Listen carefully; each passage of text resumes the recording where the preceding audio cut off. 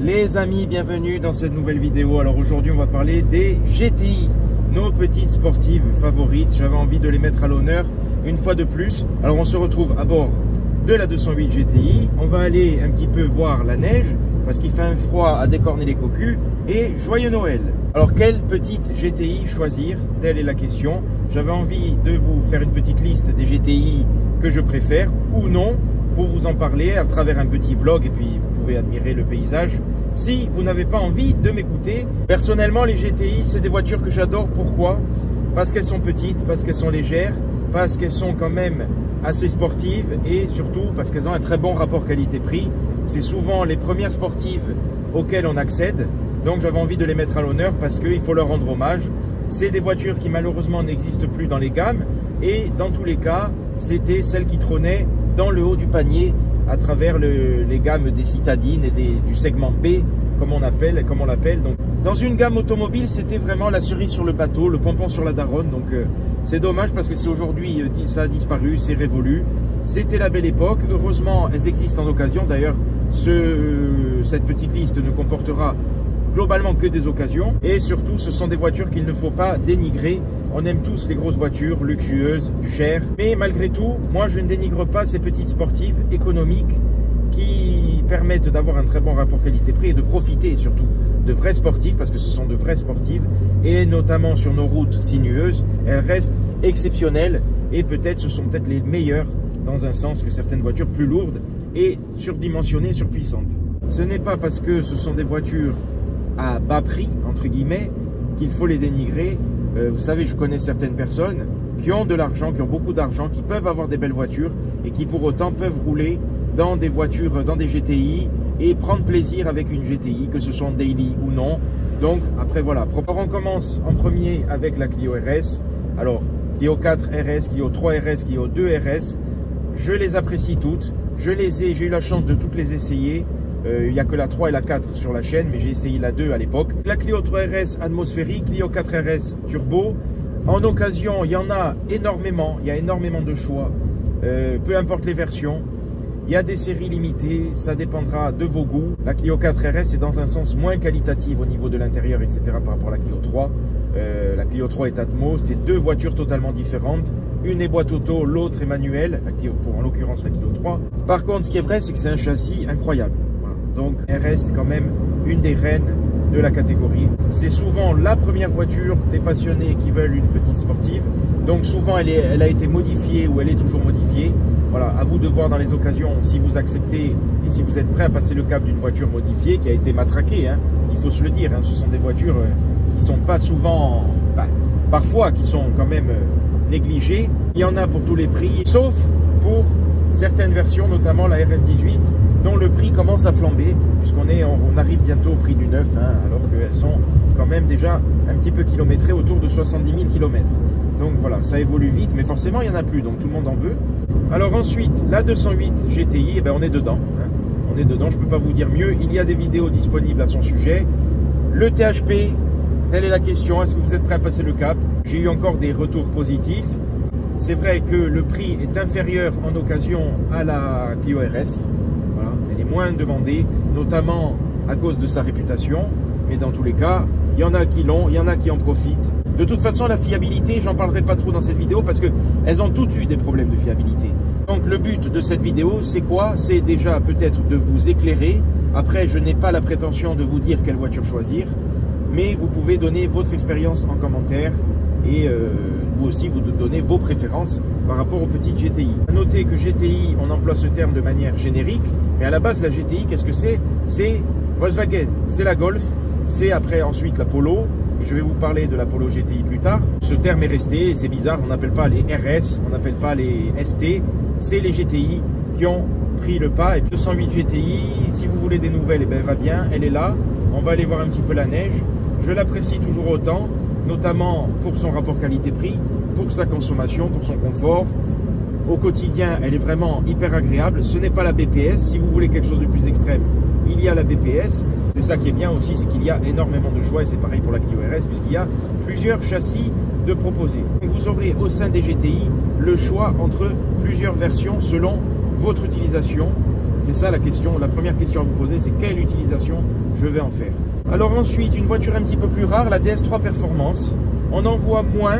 En fait, c'est pour ainsi dire une 208 GTI BPS, mais en DS3 avec plus de style. Donc moi je la trouve plus belle, hein, la DS3. Si j'avais eu le choix, si elle y était en occasion, je prendrais la DS3 parce que je l'adore. Mais des retours que j'ai eu, elle est moins radicale que la 208 BPS. Donc voilà, il y en a pour tous les goûts, mais dans tous les cas, elle a un petit peu plus de style. Elle est à part, elle est plus rare. Donc, mais c'est le même moteur, c'est le 208 chevaux. C'est bizarre, est-ce qu'elle est moins appréciée? Je ne sais pas, mais dans tous les cas, ou est-ce que c'est parce que les possesseurs la gardent, qu'il y en a moins en vente? J'aime beaucoup cette voiture, hein. L'intérieur notamment, elle a du style, elle est indémodable, je trouve. Elle vieillit bien, donc après, c'est selon vos goûts, selon votre préférence, mais il ne faut pas l'oublier. On en vient à la reine, à celle qui a donné le nom à la catégorie, la Polo GTI. Une voiture vraiment que j'adore, qui m'intéresserait éventuellement au niveau des petits sportifs. Polo GTI, c'est quoi? Vous avez 200 chevaux, alors je ne vous fais pas le distinguo des différences, hein. Il y a eu 192 chevaux sur les plus anciennes, ensuite il y a eu 207 chevaux, je crois 204. Je vous mettrai les chiffres, de toute façon on est tout à peu près autour des 200 chevaux. La Polo GTI, je l'adore. Pourquoi? Parce qu'elle est classe, parce qu'elle est très confortable. Elle est boîte auto, avec la célèbre boîte auto en plus. Au quotidien, je pense qu'elle est plus sage. Par contre, c'est vrai qu'elle est plus aseptisée. Mais c'est plus chic, c'est plus classe. Quelque chose de quand même plus qualitatif au niveau de l'intérieur, au niveau des prestations. C'est moins radical, mais c'est beau. C'est quand même beau, c'est vraiment beau. J'ai une Polo GTI, hein. Moi je trouve que les dernières versions sont vraiment pas mal. Désolé, hein, j'ai l'impression de crier, mais dans la voiture, j'entends pas trop. Et pourtant, la 208 n'est pas un monstre de sonorité, hein, mais en tout cas, ça résonne et on va pas s'en rendre compte à la vidéo. Ce qui m'inquiète sur les dernières Polo, c'est si c'est le même problème que sur la Golf GTI et Golf R, sur les dernières Golf R, franchement, ça me donne pas envie de l'acheter. Dédicace à Franco, je le salue. Vidéo disponible à propos de sa Golf 8 R sur la chaîne. Le problème, c'est qu'il avait l'écran tactile qui déconnait. Voilà, il y avait énormément de problèmes par rapport à l'électronique et par rapport à l'interface multimédia. C'était pas intuitif, c'était pas pratique, vraiment. Si c'est pareil dans les dernières Polo, ça me tente pas. Elle est un peu moins sonore, la Polo, c'est vrai. On pourrait faire le classement de la sonorité. La Polo serait dans les moins sonores avec la 208 de base, du moins, pas la BPS. Et la Clio et la Fiesta ST seraient dans les plus sonores. Fiesta ST, j'y viens tout à l'heure. Il faut se dire une chose également. Il faut voir si vous voulez quelque chose avec les derniers éléments de sécurité, les dernières merdouilles technologiques, hein, excusez-moi l'expression, parce que ou si vous voulez une voiture plus ancienne qui ne bipe pas, qui n'a pas de start and stop ou alors qui a un bouton pour le désactiver. Voilà, c'est à vous de voir, parce que franchement, moi j'apprécie cette 208 parce que j'ai l'impression d'être dans une voiture à l'ancienne, comme je les ai toujours connues et pas dans les dernières tablettes roulantes. Bon, on ne parle pas de l'électrique, etc. Mais c'est vrai que sur les dernières voitures, GTI comprises, vous avez le maintien de voie, vous avez ça bip quand vous dépassez la vitesse. Voilà, vous avez plein de capteurs qui nous pourrissent l'expérience, il faut le dire. Donc, à vous de voir ce que vous préférez et si vous acceptez ça. On vient ensuite à la Mini Cooper S. La célèbre Mini Cooper S qui existe depuis longtemps maintenant, dans énormément de versions. J'avais essayé la toute première Mini, j'ai essayé aussi la Cooper S plus récente en version GT, vidéo disponible. Alors, la Mini Cooper, il y a eu beaucoup de versions, il y a eu beaucoup de puissance proposée, jusqu'à 231 chevaux, voire dans les versions extrêmes, on dépasse les 300 chevaux, mais je ne parlerai pas de cette version ici, puisqu'on est vraiment, les prix explosent après. Je veux rester dans cette vidéo, je veux qu'elle reste dans des prix corrects. On est, pour vous donner une fourchette, entre 10 000 € et 25 000 € pour les plus cotés, comme la Clio RS18. Après, voilà, il y en a des beaucoup moins chers, mais plus kilométrés. On est vraiment dans les voitures, dans les petites sportives accessibles. De toute façon, je les adore toutes, hein, je le dis à chaque fois, mais voilà, la Mini Cooper S, j'adore. Pourquoi? Parce qu'elle est très stylée. C'est un bonbon, cette voiture. Elle a ce petit pare-brise très redressé, très à la verticale, typique. C'est une expérience. Après, ce qui est vrai, c'est qu'elle est très ferme. Au niveau du confort, enfin encore au niveau des suspensions, là, celle que j'avais essayée, ça passait encore. Le siège, vraiment, c'est un bout de bois. Alors peut-être que ça change selon les versions, mais dans tous les cas, elle n'est pas reconnue pour son confort. Après, ça reste tout à fait utilisable au quotidien, hein, ça reste tout à fait acceptable. Très efficace, très agréable, boîte auto également. Donc je crois qu'il existe des versions boîte manuelle. Après, c'est vous qui voyez, hein, mais ce qu'il y a sur la Mini, elle est un petit peu plus chère, c'est vrai, parce qu'au final, je dis ça, mais avec la Mini, on peut arriver aux 30 000, voire plus. Mais ce qu'elle a, c'est qu'elle décote beaucoup moins, forcément, et elle reste très, à la revente, elle reste très désirée. Alors par contre, la Mini, elle a un défaut, c'est qu'elle est très basse, surtout les plus anciennes. Les dernières, je crois qu'elles ont, la garde au sol est quand même différente, mais une Mini, c'est bas. Vous allez frotter. Vous pouvez tout arracher en dessous. J'en connais une qui a tout arraché, les rentrées. Il y avait le petit bitonio du portail qui dépassait. Elle a arraché le carter. Enfin bon, voilà. La Mini, c'est bas. C'est moins polyvalent parce qu'elle est quand même plus petite. On n'est pas autour des 4 mètres comme la plupart des GTI. On est en dessous. Donc au niveau du coffre et de l'accessibilité arrière, c'est plus compliqué. Alors je vous parle de la Mini Cooper S classique qui est 3 portes. Bien évidemment, il y a les autres versions. Maintenant, elle existe en 5 portes, en Clubman, etc. Enfin, il y a énormément de choix autour de la Mini et c'est ça qui est bien. Après, il faut aimer ce côté chic, ce côté un petit peu bling bling parce qu'elle est plus m'as-tu vu que les autres. Une autre GTI très célèbre, la Fiesta ST. Voiture que j'ai eue très peu de temps, que je n'ai pas gardée parce que au niveau du confort, ça ne me convenait pas. Là aussi, je me suis fait incendier. Les langues de vieille ont craché leur venin. Mais c'est la vérité et ceux qui ont essayé pas mal de voitures me l'ont confirmé, c'est pas la plus confortable, c'est clair et net. Voilà, si vous voulez du confort sur une GTI, il faut une Polo, il faut une 208, une Clio RS version tranquille, pas la Trophy, mais la Fiesta ST, c'est franchement au niveau du baquet et tout, c'est pas la plus confortable. Par contre, elle est affûtée, elle est radicale, elle est efficace, ça c'est vrai, il n'y a rien à dire. Et c'est une des plus sonores de cette liste. Parce que franchement la sonorité, vous n'avez pas besoin de changer la ligne.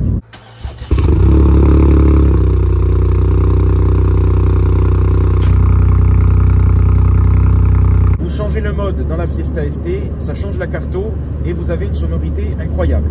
Alors après là aussi, voilà, ça dépend si vous voulez vous faire entendre ou pas. Mais avec la Fiesta, c'est gagné. Franchement, elle est très sonore.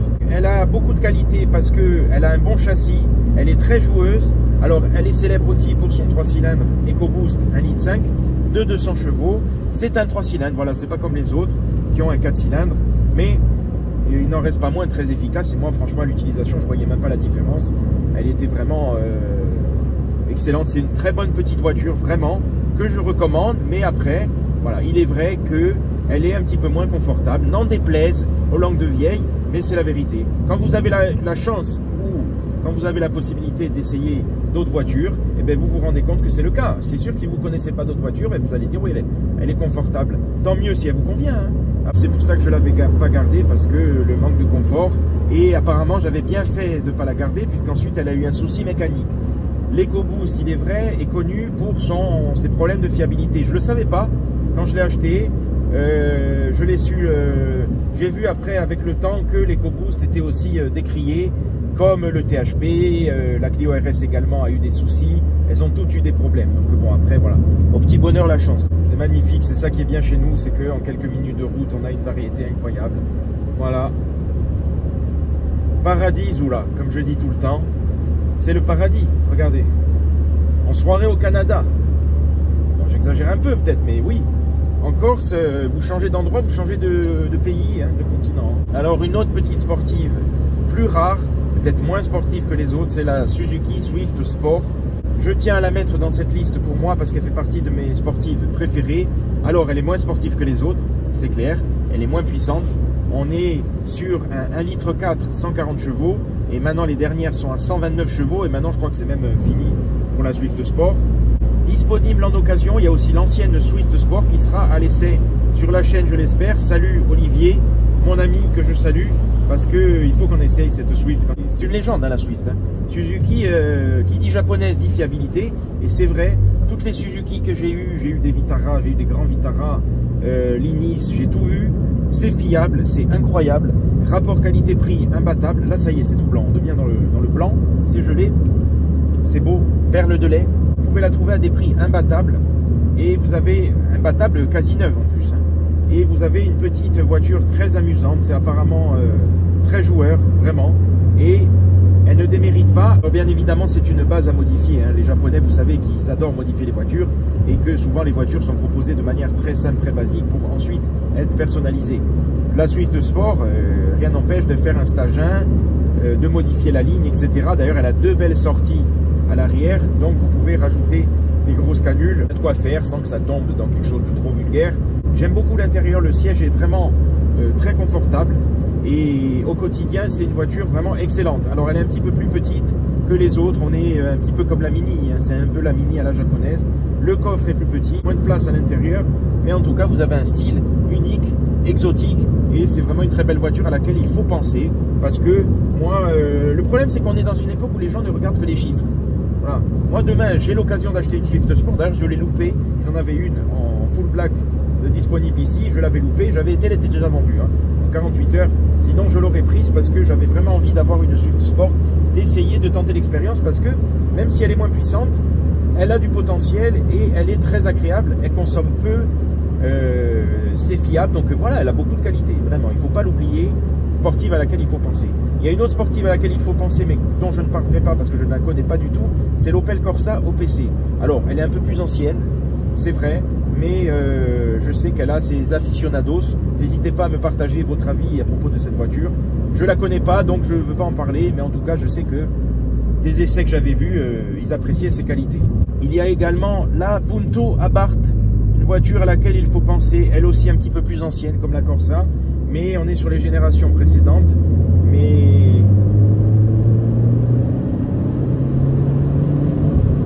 alors une autre sportive très célèbre, une autre petite GTI entre guillemets, la Abarth. La Abarth, elle est connue, c'est légendaire, c'est un bonbon, c'est un bijou, c'est le petit pot de yaourt survitaminé, vraiment une voiture incroyable que j'ai eue en deux versions, en 165 chevaux à chaque fois. J'ai eu la Turismo en boîte auto et la Scorpione Or en boîte manuelle. Bon, sur les Abarth, il faut éviter la boîte auto, elle n'est pas fiable. Ça, elle est réputée, les boîtes sont réputées pour casser. Donc moi, je vous conseillerais la boîte manuelle. Et je l'ai appréciée en boîte manuelle parce que la boîte auto donne un à-coup artificiel un petit peu chiant à la longue. C'est un peu amusant 5 minutes, mais franchement, ça fait surfait. Donc à la fin, j'en avais ras-le-bol. Beaucoup de versions très différentes, mais après, la qualité n'est pas forcément au rendez-vous. La Scorpione Or, au début, le liseré, vous voyez de loin, vous vous dites c'est de la peinture. En fait, c'était un petit covering, un petit liseré de scotch, quoi, entre guillemets. Donc, ça fait son effet. Par contre, vous voyez à l'intérieur de la portière, il y a une boucle. C'est vraiment scotché. C'est pas qualitatif et surtout que ça changeait de couleur en seulement quelques semaines à force de la laver, je pense, avec l'eau. Ça faisait un petit peu couleur rouille à l'avant. Donc, c'était un petit peu dommage que la voiture neuve perde déjà, voilà, sa personnalité, entre guillemets. Regardez comme c'est beau. Magnifique. On se croirait dans les Vosges, et ben non. On arrive à Vite-Savone. Je vous laisse apprécier le paysage, si vous arrivez à voir quelque chose. Mais c'est sublime. Abarth, pour moi, j'en ai eu deux. Je ne pense pas en racheter une, sauf s'il y a une occasion qui se présente. Pourquoi?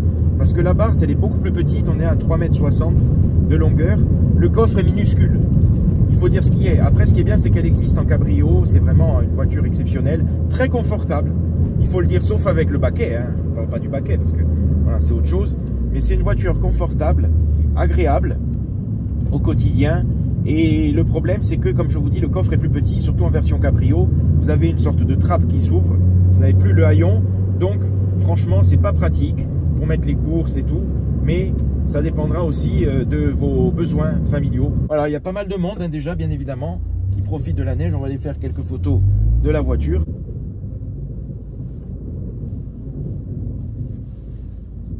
Voilà, je vous laisse admirer le paysage. C'est sublime. On se croirait dans les Vosges.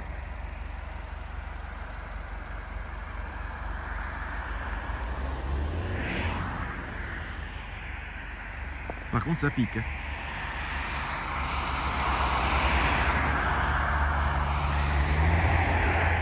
Ce bruit de neige, de pas dans la neige, c'est magnifique. Pour une fois, on a un Noël froid, parce que d'habitude, on est en t-shirt à Noël. Hein. Normalement, Vincent a dû monter avec la X à Vite-Savone en général. Il vient tout de suite profiter de la neige et se montrer à la webcam. Et puis, regardez en face comme c'est beau. Là, on est dans un Gervita. C'est sublime. Bon, ça va, ça glisse pas trop sur la route. Ça glisse un peu, mais ça va.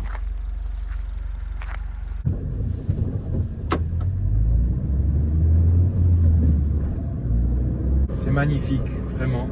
J'adore ces paysages, moi. Moi, si vous êtes plutôt mer ou montagne. L'Abarth et la Mini sont moins polyvalentes, plus petites. L'Abarth, le coffre, comme je vous dis, est minuscule. Après, vous pouvez toujours abattre les sièges. Ça dépend de votre usage, en fait. Hein. Mais par rapport aux autres, vous perdez en polyvalence. Donc, il faut voir vraiment quelle sera votre utilisation. Et ne vous basez pas que sur des chiffres. Les chiffres ne font pas tout. Chiffres et plaisir ne sont pas obligatoirement liés. Qu'importe le blason, pourvu qu'en ait l'allégresse, comme je dis toujours, parce que vous pouvez vous amuser avec n'importe quelle voiture. Donc, il ne faut pas que votre choix soit que sur des chiffres et des perfs. Je n'ai pas parlé d'ailleurs des perfs. On est globalement pour toutes les GTI autour de 6 secondes 5 pour le 0 à 100. L'Abarth en 165 chevaux, on était plutôt à 6,8, presque 7 secondes je crois. Enfin bon, peu importe, de toute façon les chiffres ne font pas tout et le plaisir. L'Abarth, elle a une sonorité incroyable. Voilà, j'en ai pas parlé, mais...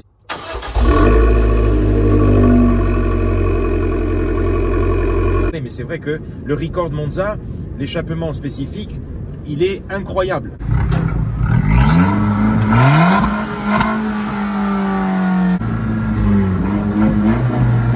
Pour moi, l'Abarth, vous n'avez pas besoin de changer la ligne. C'est un bruit caractéristique qu'on aime ou qu'on n'aime pas d'ailleurs, parce que je sais qu'il y en a qui détestent. Mais en tout cas, vous avez de la sonorité, un bon châssis, ça tient vraiment bien la route, même si c'est tout petit. Donc vraiment, c'est amusant.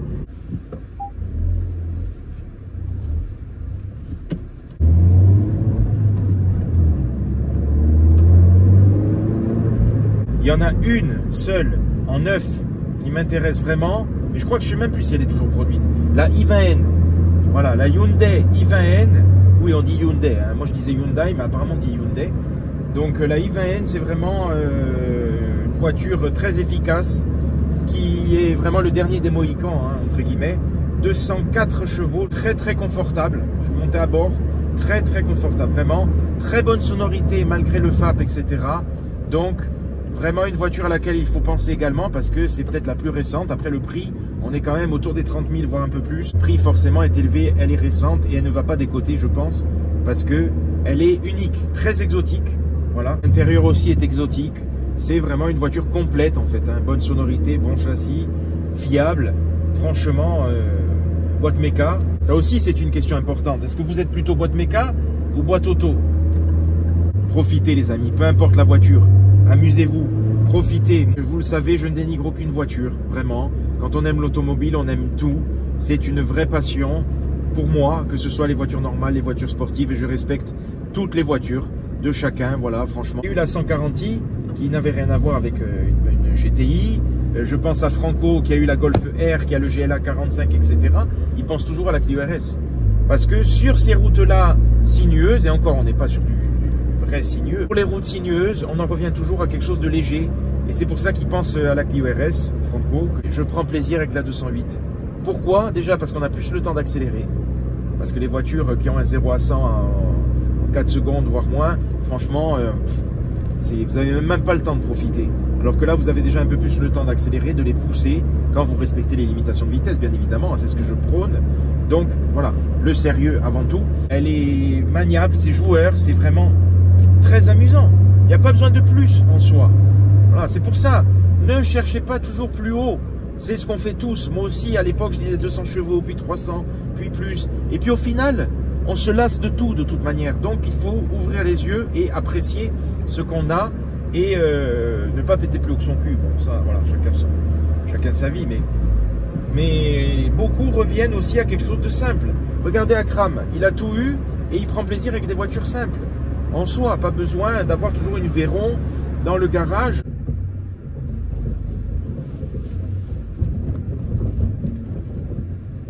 C'est là que je me rends compte qu'elle n'a pas le blanc de la neige. Voilà. C'est un joli blanc glacier, cette 208, mais c'est pas du tout la même couleur.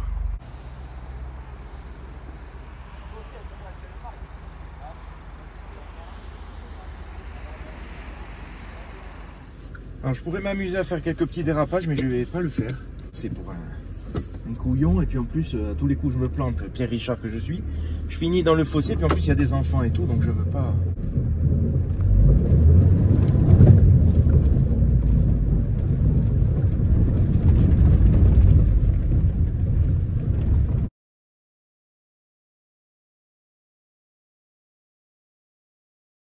Si vous vous attendiez à la réponse à la question quelle GTI choisir, eh bien, je vous répondrai celle que vous choisissez.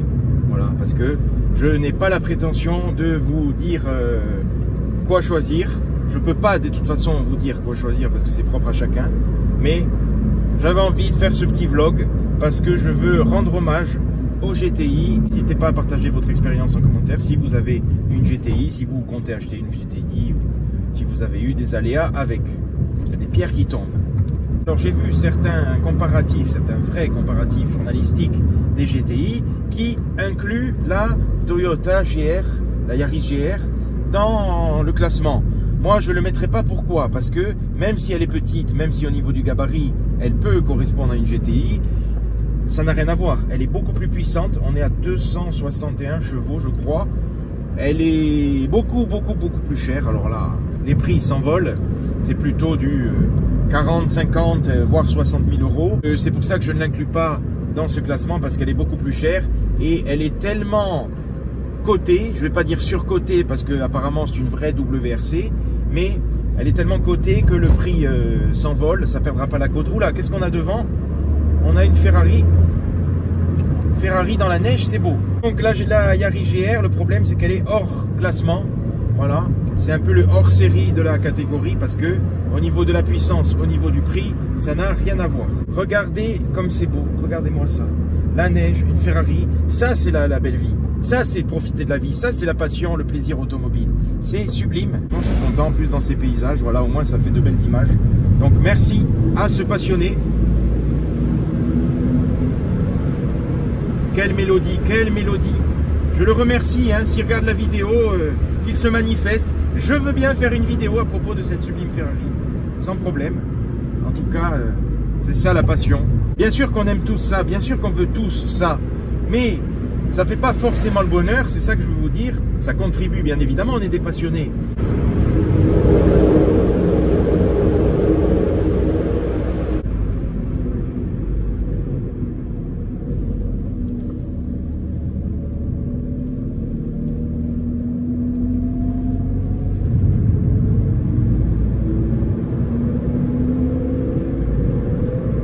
Ce qui est bien, c'est qu'il y a une variété énorme qu'il n'y a plus dans le marché automobile actuel en neuf, et c'est bien dommage parce que c'était de la folie. Je me souviens quand j'étais petit, je rentrais dans la concession Alfa Romeo, qu'est-ce qu'il y avait en tête de gondole, on va dire, la 147 GTA. Alors c'est pas une citadine, mais c'était avec le moteur Busso, c'est exceptionnel. Je veux dire, il y avait du rêve, il y avait vraiment une âme sportive au sein des concessions standards, on va dire. Donc c'était quand même une belle époque. La largeur des pneus, toujours impressionnant. Sur ce genre de voiture est très belle cette Ferrari, j'aime beaucoup la ligne.